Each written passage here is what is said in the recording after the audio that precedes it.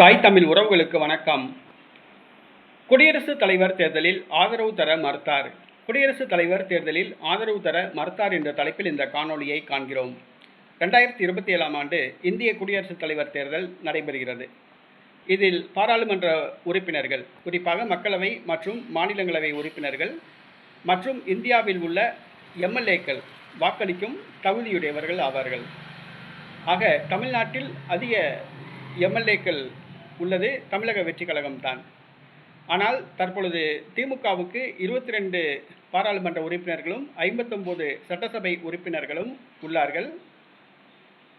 இவர்களுடைய ஆதரவு ஒரு முக்கியமான ஒன்றாக கருதப்படுகிறது.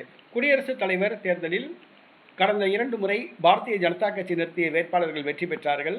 இந்த முறை காங்கிரஸ் கட்சி வேட்பாளரை நிறுத்தி வெற்றி பெற வைக்க அனைத்து முயற்சிகளையும் மேற்கொள்கிறது. ராகுல் காந்தி இந்த நடவடிக்கையில் ஈடுபட்டுள்ளார். காங்கிரஸ் மூத்த தலைவர் ஒருவர் குடியரசுத் தலைவர் தேர்தலில் வேட்பாளராக நிறுத்தப்படுவார்.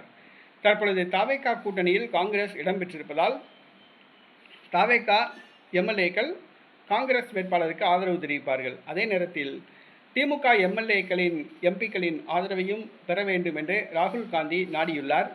அதற்கு திமுக தரப்பிலிருந்து மறுப்பு தெரிவிக்கப்பட்டுள்ளதாக கூறப்படுகிறது.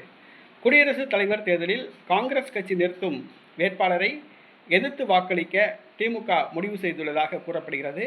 குடியரசுத் தலைவர் தேர்தலில் காங்கிரஸ் வேட்பாளரை ஆதரிக்கக்கூடாது என்று திமுக முடிவு செய்துள்ளது. குடியரசுத் தலைவர் தேர்தலில் திமுக ஆதரிக்காது என்ற செய்தி ராகுல் காந்திக்கு அதிர்ச்சியை கொடுத்துள்ளது. தற்பொழுது திமுகவை கடுமையாக காங்கிரஸ் விமர்சித்து வருவது குறிப்பிடத்தக்கது. வருகிற பாராளுமன்ற தேர்தலில் கூட ஆட்சி அமைக்கும் வாய்ப்பு ஏற்பட்டால் கூட ராகுல் காந்தியை புறக்கணிக்கும் என்பது ஒரு முக்கியமான விஷயமாகும். கண்டிப்பாக வருகிற பாராளுமன்ற தேர்தலில் ராகுல் காந்தி பிரதமராக திமுக ஆதரவு தெரிவிக்காது என்பது குறிப்பிடத்தக்கது. ஏனென்று சொன்னால் கடந்த 10 ஆண்டு காலமாக திமுக கூட்டணியில் இருந்துவிட்டு ஆட்சி அதிகாரம் என்றவுடன் திமுகவின் முதுகில் குத்திவிட்டு சென்றதுதான் காங்கிரஸ் என்பது குறிப்பிடத்தக்கது.